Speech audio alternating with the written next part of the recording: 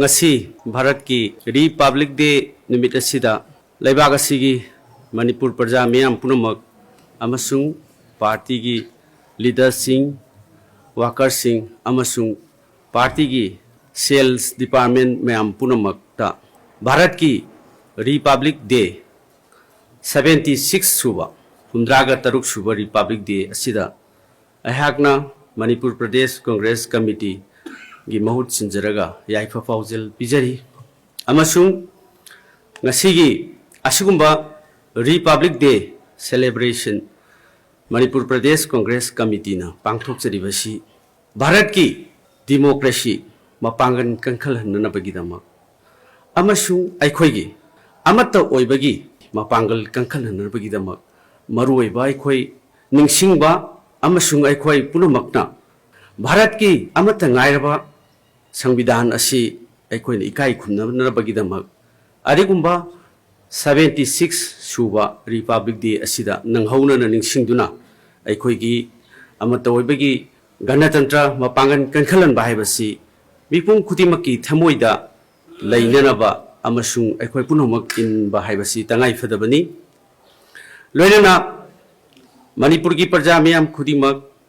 aikhoi nungsi chanana amata oibagi aikhoi gi unity is strength unity in diversity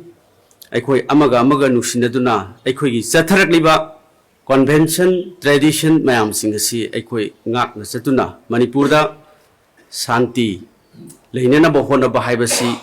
aikhoi gi leader khudingmakki adugulaba kathokpa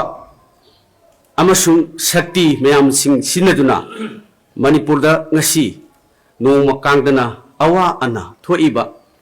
nupi singi awaba angang singi awaba punamak aikhoi gi leaders sing aikhoi gi workers sing aikhoi gi praja khudingmakna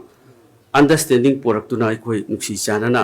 leinenabagi damakta aikhoi honabagi daita do aikhoi lominasi amadi asigumba Republic Day gi celebration asi aikhoi Congress party gi di the history of India is the history of our Congress party aikhoi gi the history of our Congress party is the history of our India haidana aikhoi na party gi sakthokjaba amasung asigumlaba 76 suba Republic Day asida khoi nanghaulana aikhoi ningsingduna aikhoi gi laibak ase Maharashtra state ase adigumba